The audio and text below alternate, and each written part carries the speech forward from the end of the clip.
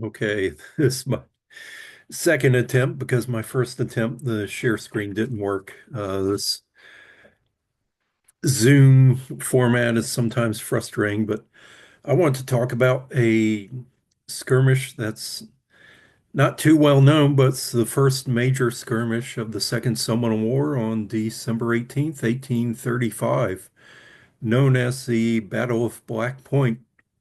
I have studied this battle for 30 years. And it's kind of one of the things that led me down the road to research all that I've done. So I want to talk about there's several different accounts and they're all somewhat contradictory and have conflicting details. And so I'll mention that in it. So anyway, the Battle of Black Point, let's see what Colonel Eaton has to say about in his casualty list. So let's go there. Okay, skirmish in the Alachua country near Micanopy, margin of the Alachua Savannah, 1 mile. Within 1 mile, Micanopy. Well, that's not accurate. December 19th. It was actually December 18th, and then battle on December 20th. Colonel John Warren, East Volunteers, and then Colonel Lee Reed of the Florida Volunteers. Of course, Warren was active in the beginning of the war, and then Lee Reed active throughout the war. He took the place of head of the Florida Militia when Richard Keith Call became governor of Florida. So Lee Reed became or general of the Florida Militia at that point. And of course, Lee Reed got killed in the streets of Tallahassee in 1841, gutted with a Bowie knife like as a fish right after he was elected Speaker of the House. So I mentioned that story in an earlier video. Detachment East Florida Volunteers, Middle Florida. Anyway, wounded Captain Joseph Lancaster, Lieutenant Johnson, number killed 3, wounded 8 or 10, 13 total casualties. A detachment under Colonel John Warren, number 250. That under Governor Call, also 250. The number of enemy in the first attack is not stated, nor is their loss in the second affair. The enemy numbered only a small party. They lost 4 warriors killed. The Indians in the first affair attacked the baggage train and its escort of Colonel Warren's command, defeating the escort and captured the baggage. And of course, they acknowledged that was a defeat by the Florida militia, which the newspapers go and call it a victory. So that's why you can't always trust the accounts. Let's start out and count. Let's look at the newspaper. This is the Richmond Enquirer, January 9th, 1836, and talking about it. And I also went through the Florida territorial papers, but they'll pretty much say the same thing I'm going to say in the three sources I've used here. This writing from Micanopy on Monday, the December 21st. This is Mr. W. Wyatt, Wyatt. He says, Dear Sam, we arrived at Fort Crum on the day before yesterday evening, having forced a march of 5 days. On our arrival at this place, we received information of an attack having been made by the Indians on the day on the baggage wagons and troops under Colonel Warren and a company under the command of Captain Mecklemore. The Indians were victorious, taking all the baggage, killing 4 men, and wounding 8 or 10 more. We took up the line of march yesterday morning, passing by the place of action, gathering up the remains of baggage that was not taken or destroyed by the Indians. We continue our march until our advance guards arrived at the place of the house of Mr. Hogan, and his name's given as Hagan or Hogan. Mr. Hogan, he'll be listed again as rations to the suffering inhabitants of Florida. In like 1842. He'll be about 80 years old at that point. Near this place, where it was met by a party of Indians who had just set fire to the house of Mr. Hogan, which was soon consumed, a brisk firing commenced with the guard. When the whole force was drawn up, the Indians took to a thick scrub surrounded by a small grassy pond. Where they were at that time surrounded by our troops, killed all the Indians, thus surrounded, four of which were saved, and the others, no doubt, were left dead in the water. They fought well. Four of our men were severely wounded via Captain Lancaster, Lieutenant Johnson, Mr. Meekham, and Mr. Wallace, the latter mortally. The rest, though not dangerous, are Middle Florida volunteers, charged the scrub and firmness unparalleled in the history of Indian warfare. Of course, definitely be paralleled later on. There is no doubt that, but the Indians will make a desperate effort. And as to there is no other way to meet them other than taking to the thickets, we must expect to uh, lose many of our men. The whole country in this quarter is ruined, the houses in ashes, the women and children in forts, and the men under arms. And strange as it may appear, the regular troops of the U.S. here never fired a gun or made the least effort to stop the ravages of the Indians. Well, that will change in the next few days. While the only victory gained over the Indians was by us who have marched near 200 miles. Well, it's more of a defeat, not a victory. Our scouts are out now. The Indian signs are reported. Okay, let's see. And that's what Mr. Wyatt said. Next paragraph, extract of a letter dated at Micanopy, 21st December. Doesn't say the author. We have at our army now under General Call as near as 500 men. General Clinch also is here with a few regulars and will in a few days have 200. Some days since, a company under Dr. Mecklemore was several days in advance of us and attacked by Indians on Payne's Prairie. They were obliged to retreat to a small fort with the loss of baggage, 31 men, several wounded, and several horses. We passed them, and near the place, our advance guard under George Fisher came upon a party of Indians burning a house. They drove them into the hammock. Colonel Parrish and Reed rushed in the head of the detachment and had a pretty desperate fight. Four of our men who were bought out, badly wounded. Sorry, this small print's hard to read here. Vias Wallace, the smith, shot through the breast, Captain Lancaster in the neck, Mr. Johnson or Jefferson in the breast, and through the arm, and Mr. Meacham through the arm, and a graze upon the breast. Wallace may die, the others, I hope, will do well. Our Leon and Gadsden men fought like heroes. That's the militia from Leon and Gadsden County.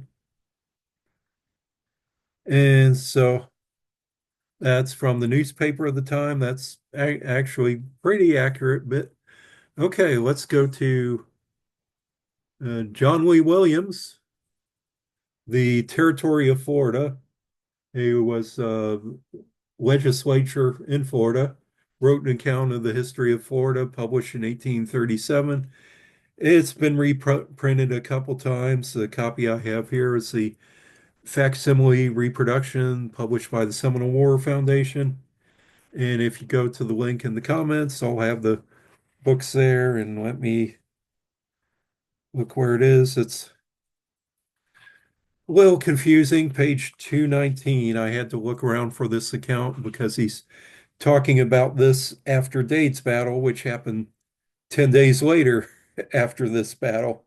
There. Okay. Is recollected a large party at the same time at Wakahuta and another party at Alachua under Powell. We discover that the number of Indians have been greatly underrated and that their courage and ability to carry on a war has been utterly misunderstood by the American government. No truer words at this point. And this is really the only account they allude to Osceola or Powell being at the command at the Battle of Black Point. It's always ambiguous and left unmentioned on who the Indians were that attacked the Florida militia. And let's see.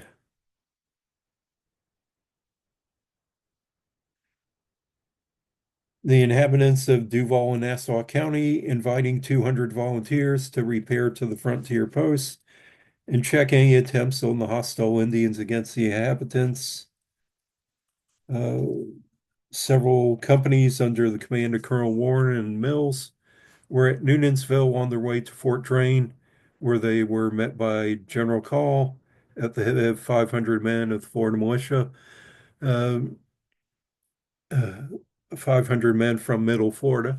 Actually, Governor Call wouldn't show up until after the battle here on the second day for he was there for the battle on the 20th, but not for the 18th. So again, it's uh, little contrary on some of the details. On the 17th, they arrived at Alachua Prairie, where they were met by news the enemy had appeared in force at Wakahuta, where they had burned and ravaged the plantations of Captain Priest and others, and had wounded several men, among whom was the son of Captain Priest, which I went over at that last video. General Call ordered a detachment under the command of Captain Richards to escort 3 wagons and a cart containing the ammunition and stores of Colonel Warren's command to proceed to the Alachua Prairie to Micanopy. And of course, it's a little confusing on who's commanding the baggage, Call or Warren. I think it's Warren. You have to remember that this account is secondhand information. They proceeded round the west end of the prairie, it being full of water until they reached Black Point on the south side. So that's kind of important. The prairie's full of water at the time. W. Ives was placed 100 paces in front of the men, and J. Summerall with the same number in the rear. 13 continued in the center of the wagons. The advance guard had passed the point unmolested, but when the team, that's the wagon train, came opposite about 40 yards from the point, a severe fire was opened upon them from the bushes. The front and rear guards ordered to the center, but only 5 obeyed. To wit, Ives, Summerall, Sparkman, and 2 teamsters without guns. So the wagon train was fired upon by the Indians, and the militia, instead of confronting the Indians, most of them break and run. Now it mentions Tillis. I think this is Titus Tillis is his name. He's ends up being killed in the battle. His brother is Willoughby Tillis, who is probably with the Florida militia at this point. I'm not sure he was at the battle. It's very well that he could have been. Willoughby Tillis will have a battle at his farm down in South Florida near Fort Meade in June of 1856. So he had the misfortune of being at the earliest battle of the Second Seminole War and one of the last battles of the Third Seminole War of over 20 years' time here. Tillis fired 3 times and was then shot through the body. The captain and all the rest ran off on the first fire. It doesn't sound like they won, as in the newspaper account. 1 horse was killed in the harness and 1 broke loose. Ives and Sparkman placed Tillis in the cart and were driving it off when 3 Indians ran from the brush to stop them. They were all cut down by the fire at those of the carts, who then retreated back until they were met by Colonel Warren. During the retreat, the cart horse received 3 balls on reaching a spot of dry ground. He fell dead. The Indians took the ammunition from the wagons and burned them. Soon after, Captain Mecklemore arrived and charged up to the hammock with his orderly Sergeant Hurst, but was not followed by his company. Hurst was shot through the body and fell. Another attempt was made to charge the hammock by the troops, with the exception of 15 refused and whole retreat to Fort Crum. One of the men named McKee was shot dead. Weeks until Tillis died of their wounds, Hurst recovered. So this one of the most detailed accounts of the Florida militia in this battle. And then, see, what is it? On the 20th, the troops again marched for Micanopy. The Indians had left Black Point, but proceeding to Malachi Hagen's a half mile north of Micanopy. They saw his building on fire. Indians running from them in a dense, wet hammock. General Call ordered the hammock to be surrounded and scoured. And on his service, Captain Lancaster received a dangerous wound from a rifle. His company soon disposed of fire of the savages. No more were found. Captain Lancaster has since recovered. So, and then they talk about the death of Wiley Thompson. Uh, John Lee Williams is good, but it's not in good sequence here.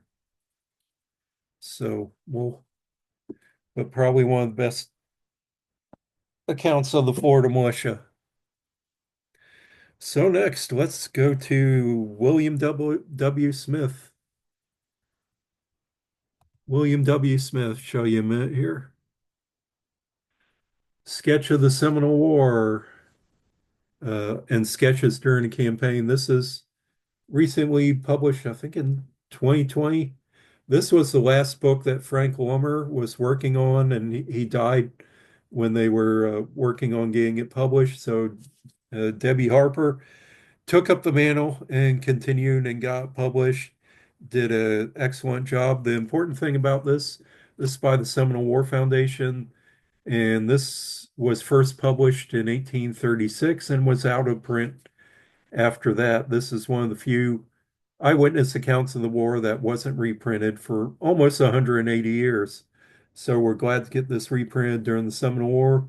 I think the reason why it wasn't reprinted during all that time, it's not the most interesting Seminole War account, although it has some valuable information. W. W. Smith, I think he sat at Fort Brooke and took eyewitness accounts and wrote them up in his book. And that's what happened here. But anyway, I think it's on page 15 here.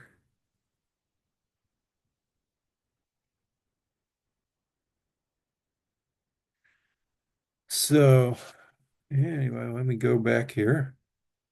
Goes for about 3 pages.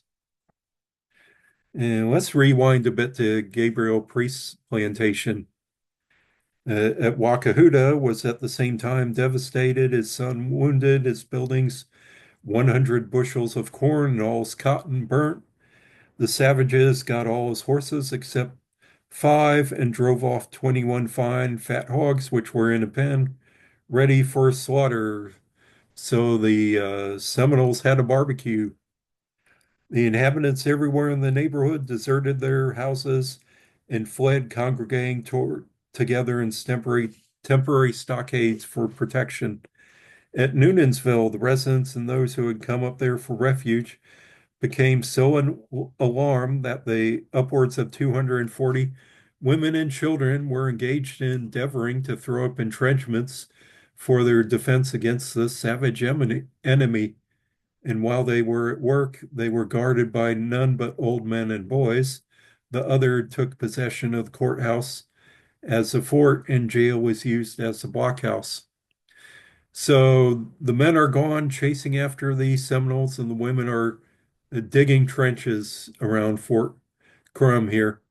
And the courthouse in Noonensville becomes a barracks at that point. In fact, there's a account during the war that the county is asking to be compensated because the soldiers messed up the courthouse and made a mess of it. I guess it's like a barn or something during the war, asking for the government to reimburse for damages received. That's another side point. Let's go back here. At Fort Crum, 200 persons in short time had collected to embody against the enemy, and more afterwards joined them. At this post, Colonel Warren soon found himself at the head of 150 mounted volunteers. Of course, we have 250 in another account. Receiving from General Clinch to scour the country at the district where the late depredations had been committed, he on the 18th took up a line of march from Fort Crum and proceeded to scour out the Wakahuta and adjacent hammocks. And there's a footnote said corruption of Wakahudi, meaning cowpen or pasture. So they actually got the Muskogee language right. Wakahudi is like cowpen. As the baggage would be encumbered, he sent it on before him with an escort by direct route to Wetumpka, another Wetumpka again, of course, via Micanopy and on arriving at Kanapaha Prairie. Notice he says Kanapaha Prairie. Colonel Warren took Captain McLemore and Lancaster's company and pursued the trail. They passed the house of Benjamin Warren, which was in flames, and came up with the baggage train, which had been attacked and set on fire. About 80 Indians in ambush had waylaid the wagons as they passed over the prairie. They suffered the guard to pass on and then fell on and captured the three wagons. The officers in command of the wagon train and the escort escaped to Micanopy, and the Indians had taken out the ammunition and burnt two of the wagons when Dr. McLemore came up with 30 men and attacked them and retook the remaining wagons. Indians had retiring. And of course, now we have another conflicting account. Not saying the men broke and ran, but did mention the officers running off to Micanopy. So, once again, a conflicting account, but we'll just roll with it. And retook the remaining wagons. The Indians then retired into a hammock. Dr. McLemore had two horses shot out from under him, and on foot, with sword in hand, he called to his men to follow him in a charge, but only 12 had courage to do so, and he was therefore good to make good his own retreat with the wagons and four men wounded. Uh, it was not ascertained how many of the Indians were slain in this affair. The Floridians had one sergeant and seven privates killed and six wounded, one of them mortally, five horses killed, six wounded. Several papers of consequence, such as orders, reports, were lost likewise, and ammunition and surgical instruments, some which were afterwards recovered. So the wagons burnt, the Indians made off with the goods. 2 days later, on the 20th Sunday, a portion of Florida militia under General Col, Colonel Parrish and Warren, Col and the volunteers from Leon and Gadsden County arrive. And with Colonel Warren and Lieutenant Colonel Mills marched by the place of action, gathering up their way the remains of the baggage that had not been carried away by the Indians.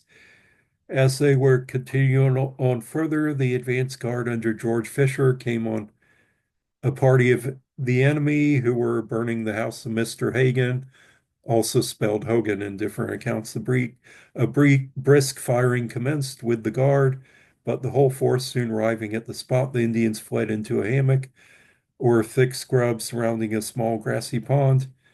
General Call ordered a part of the force to surround the hammock while Colonels Parrish and Reed rushed in the scrub at the head of the detachment, and a desperate fight ensued.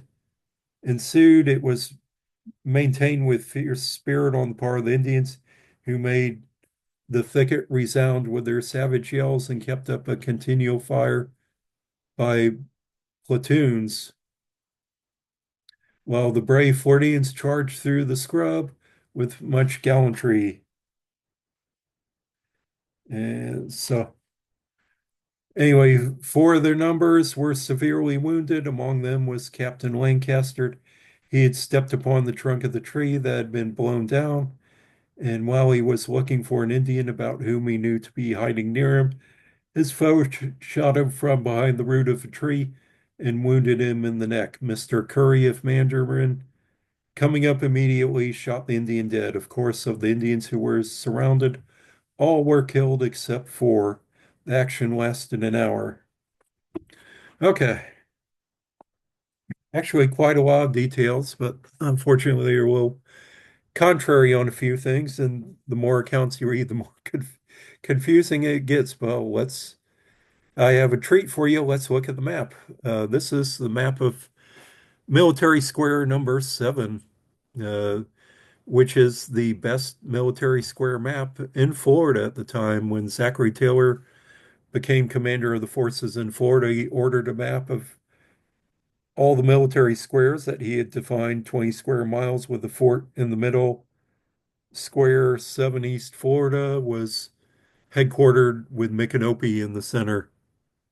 And this map is by George Thomas, who became famous during the Civil War at the Battle of Gettysburg. Here he is a lieutenant.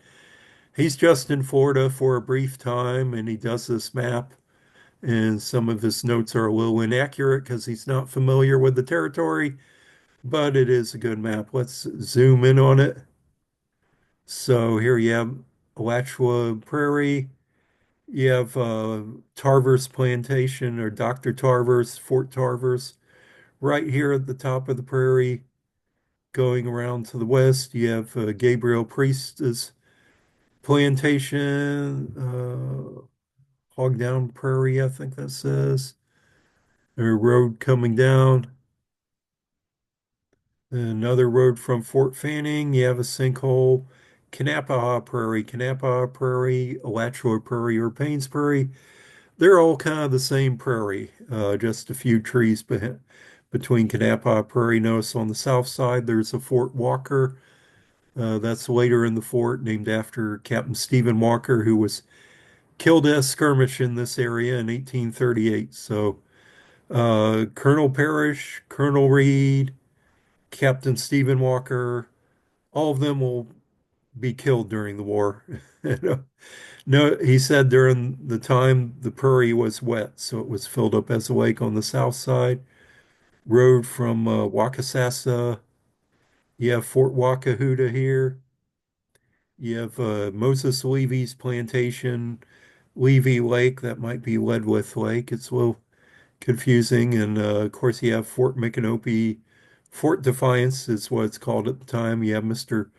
Hogan or Hagen's property north there. So the wagons were detached, and Colonel Warren says they were attacked on Kanapaha Prairie. So kind of uh, little confusing on, whether they came south or then they said they came south around and were attacked by Micanopy. And from Micanopy, you have a road going south. There's McIntosh's plantation and it should be, well, that's Fort Wheelaco. Okay. Here it is, Fort Drain, General Clinch's plantation. There's Fleming's.